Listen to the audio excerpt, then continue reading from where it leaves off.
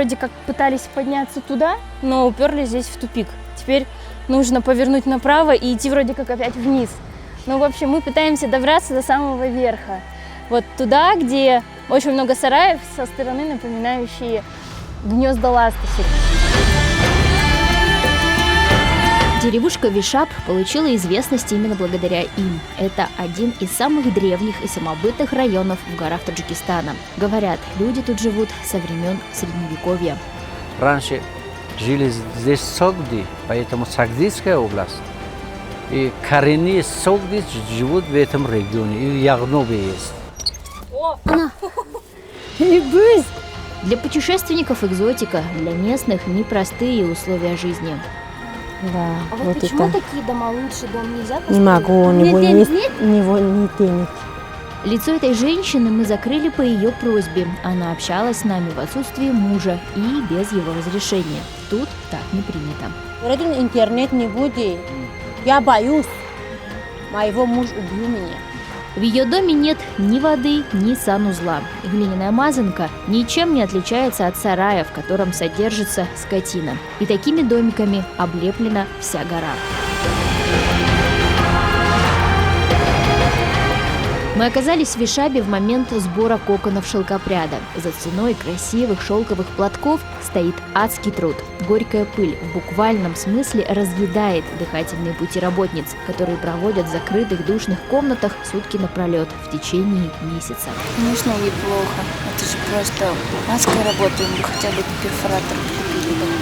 Но в таких поселениях, как это, отдаленных, горных, обособленных, жаловаться никто не умеет. Тут говорят, с судьбой спорить нельзя.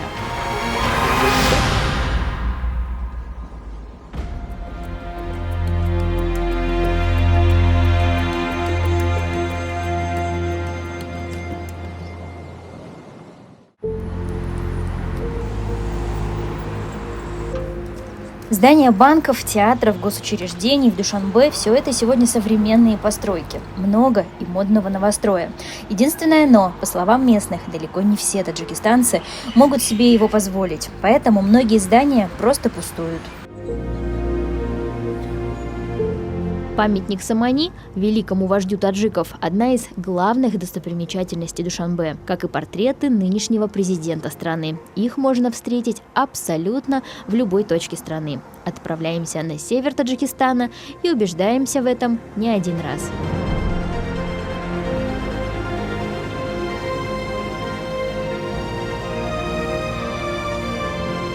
200 километров, и первое, что мы видим, приехав в пункт нашего назначения, большой мурал с изображением Самани. Это центральная часть поселения Вишап. Почувствовать разницу в уровне жизни тут и в столице, которая находится всего в нескольких часах езды, не представляется сложным. Утренняя суета в Вишабе выглядит размеренной. Никто никуда не торопится, каждый отправляется по своим делам. Женщины идут ухаживать за скотиной, она поблизости в сараях. Центр притяжения – местная чайхана. Тут собираются в основном мужчины, обмениваются последними новостями и обсуждают наболевшее. Например, новые рабочие вакансии в соседних городах или повышение пенсии. Здесь, как и в любой точке СНГ, этого события все ждут с особым трепетом. Но значительного увеличения пенсий так и не происходит. Сейчас уже на пенсия, сейчас 220 рублей пенсия, самони. 220 самони? Да. Но это, по-моему, не очень много или нормально? Это на один мешок мука. Вот, я про то же. Да. В России его звали Борисом. Настоящее имя мужчины Берди. Отработав на чужбине полжизни, потеряв там здоровье, он вернулся на родину. 23 года в России было, полгода. Сейчас уже на пенсии. Инвалидом второй группы. Да. Ну там раньше мы полгода идем, там Россия постоянно работает. Москва, Волгоград, везде, там где не был, строительная работа была. Строили, да? Да. А вы говорите инвалид второй группы, да? Это вы на стройке? Да, острохондроз. Но это из-за работы, да, наверное? Работа. Там трудно было, там копает только, там Россия, везде там строительная там работа. Поэтому. Дома работа тоже не из простых – возделывать поля. Несколько десятилетий назад этот район славился табачными плантациями. Но, когда союзные заказы прекратились, сбывать продукцию стало некуда. Фермеры начали выращивать картофель. Поля тут, кстати, очень необычные, прямо на склонах гор.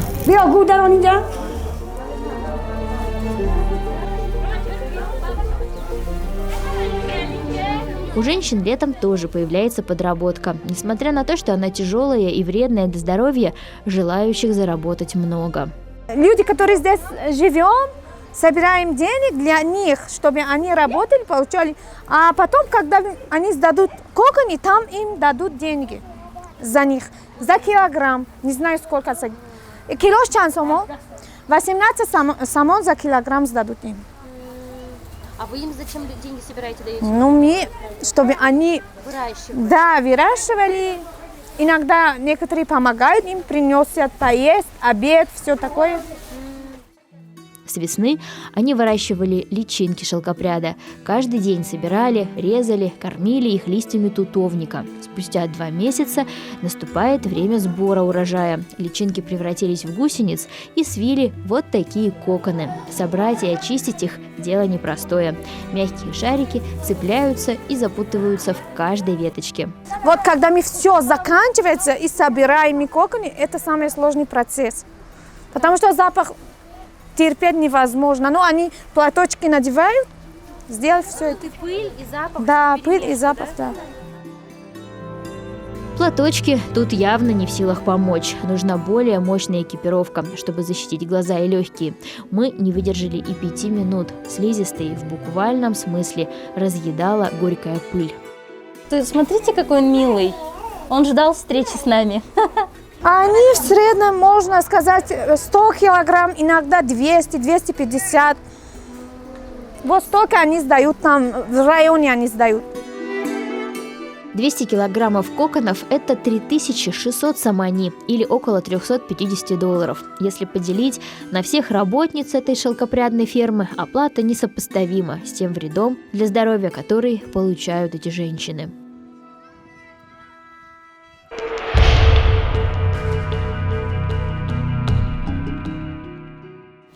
А у нас нет СТО.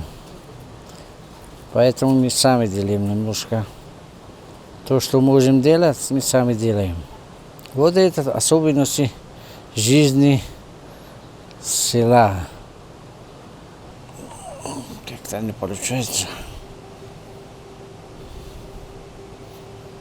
Камариддин Адинаев родился и всю жизнь прожил в Вишабе. Он преподает родной язык и литературу в местной школе. Своих детей у мужчины 5. Я 71 года рождения. Я работаю здесь в средней школе и еще занимаюсь. И еще работаю журналистом телевидения.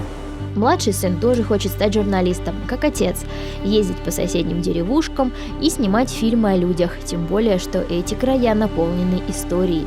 В Вишабе живет много потомков сагдийцев, исторический народ иранского происхождения, населявший много столетий назад Сагдиану, государство, которое простиралось от Бухары до Худжанда.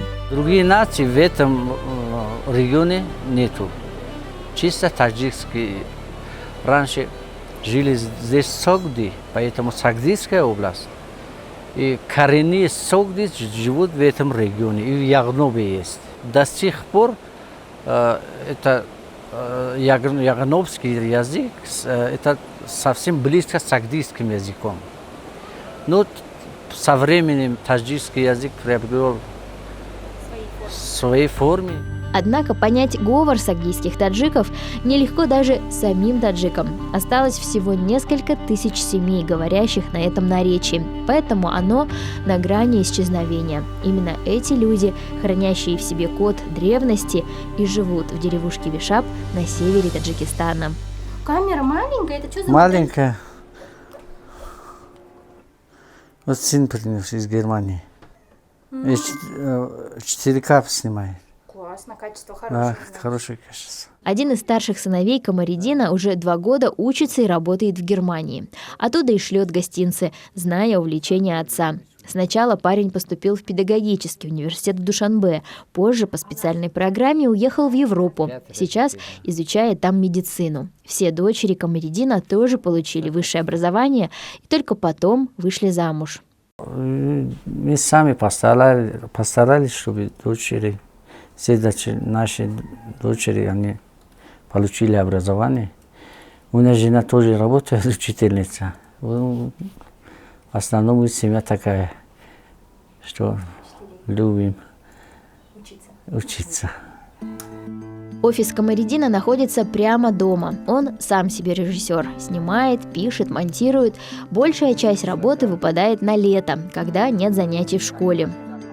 Вот это самый мой любимый сюжет. В Пенджикенте живет вот эта девушка. Он самый большой приз, этот конкурс у нас есть, Фруги Суфидоной Китобас. Вот супер приз этого конкурса он обладал. А за что? Она. За что это? За чтение книг. Он живет в селе, в далеком селе. И то, что она какое-то количество книг прочитала? Да, самые большие. Вот. Он тоже поэзией занимается сама. И такой каждый год конкурс объявляют? Каждый год делает. Вот он тоже, вот она тоже. Я тоже участвовала. Публики. Второе место заняла. Сколько вы книг прочитали? 40 романов, 30 повесть. В общем, 115 книг он читал. Когда вы успеваете? Ночью. Серьезно? Да. Днем же хозяйство? Да. Нигора Джумаева, супруга Камариддина, тоже работает в школе учителем. Двери их дома никогда не закрываются, потому что в любой момент могут прийти гости.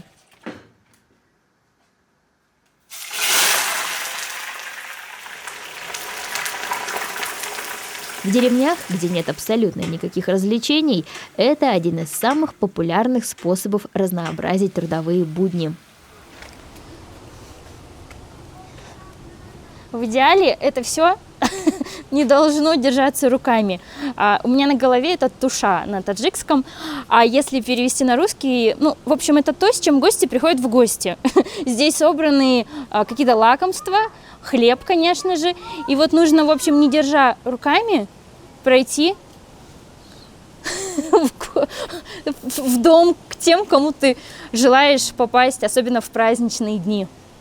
Тут хлеб. Сами печете, да? Да. Ага. Вау, какой красивый. А снизу что? Это просто хлеб. А я думала, что там что-то мягкое. Это для головы, да, чтобы мягко было? Да. Вот такой туша, да? Сад, огород, большой дом, летняя кухня и отдельная зона для приема гостей. Дом Камариддина просторный и уютный. Но, как мы выяснили позже, в таких условиях живут далеко не все. Есть дома, где нет элементарно уборной и воды, а скучность жилых помещений друг на друге в какой-то момент вызывает ощущение нехватки воздуха.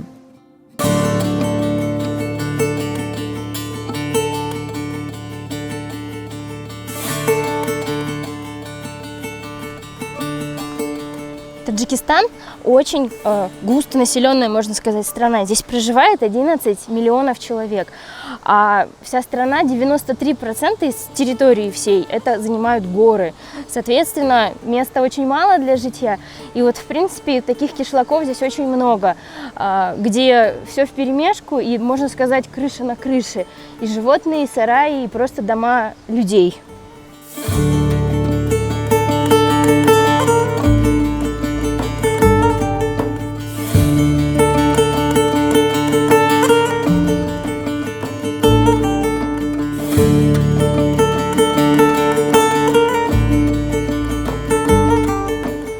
Наверное, уйдет не один день, чтобы разобраться вообще, как здесь устроена логистика домов.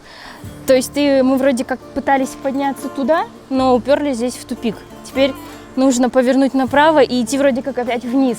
Ну, в общем, мы пытаемся добраться до самого верха. Вот туда, где очень много сараев со стороны, напоминающие гнезда ласточек. Их многие туристы так и называют.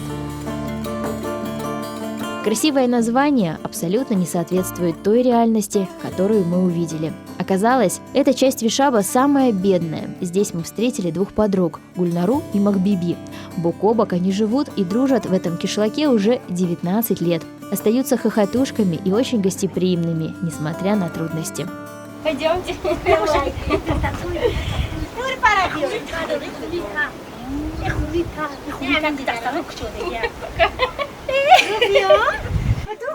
Я первый раз вижу таких любвеобильных людей. Мы любим, Да? люди. Классно. Мохбиби с мужем и 2 детьми живет в 2 неосвещенных глиняных комнатах. Зимой ветер дует из всех щелей, и им приходится находиться дома в верхней одежде. В одном помещении они принимают гостей, в другом спят. Никаких удобств тут нет. Сотовые телефоны – единственное окно в мир. Хорошо понимаете? Чуть-чуть знаю, да, наметом джаваб дада. Русский язык я чуть-чуть знаю, но отвечать на нем мне сложно. Мы смотрим фильмы, так учимся. Многие фильмы переведены на русский язык, поэтому понимаем немного. Перевод кардаге, а мы бад кам-кам тамошо мекунем. Из своей деревни они никогда и никуда не выезжали. А вы никогда не хотели уехать, допустим, в Душанбе? Нагун вах нахостен негдрафта. Я хотела бы уехать, но муж не хочет. Ее муж не хочет. Он говорит, там шумно. Даже уборника нет. Да, даже уборной у нас нет. Туалета нету. Нет, А куда вы ходите? В ведро. Специальные эти, да? Что ты? А потом выносите. Как жизнь собака.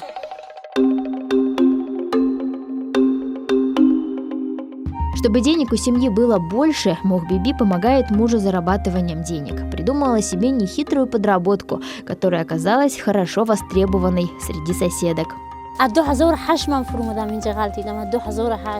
Я оказываю разные хозяйственные услуги. Собираю хворост, траву, рублю деревья. Один раз я упала с горы. Мне оперировали ногу. Теперь куда-то далеко ходить не могу. Но подработка так и осталась. Помогаю, как могу.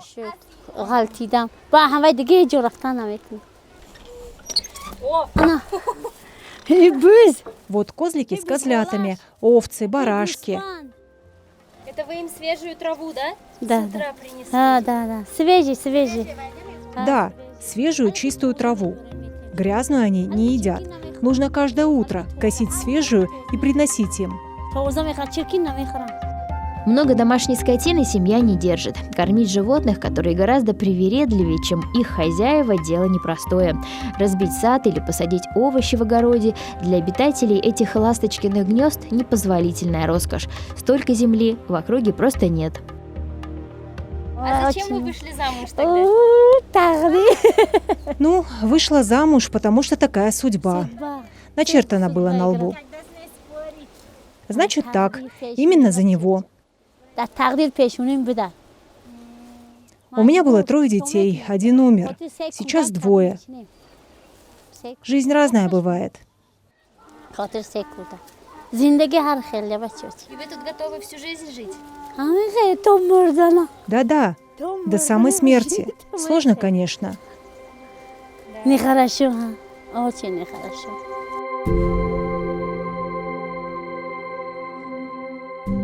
У дочери Гульнары скоро будет свадьба. Праздновать, как это здесь принято, будет вся деревня. Местная молодежь решила, что для таких торжеств они хотят обустроить специальное место. По проекту на небольшой площадке у местного дома культуры уже в этом году появится современный парк. Благодаря тому, что на летних каникулах большинство ребят возвращается с заработков, нанимать рабочую силу на стороне не пришлось. Деньги собрали только на стройматериалы.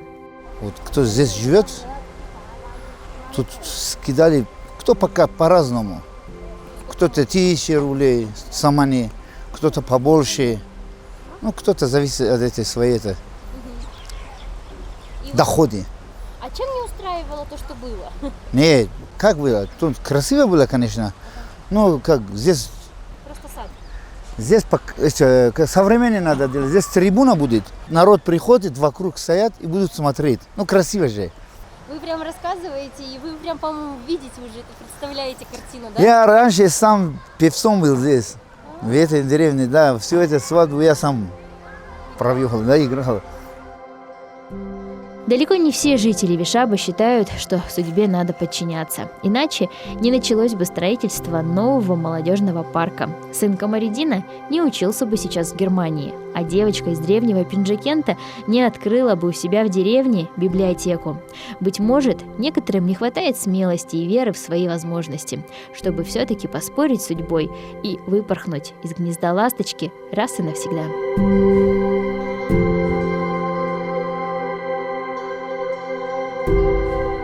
Thank you.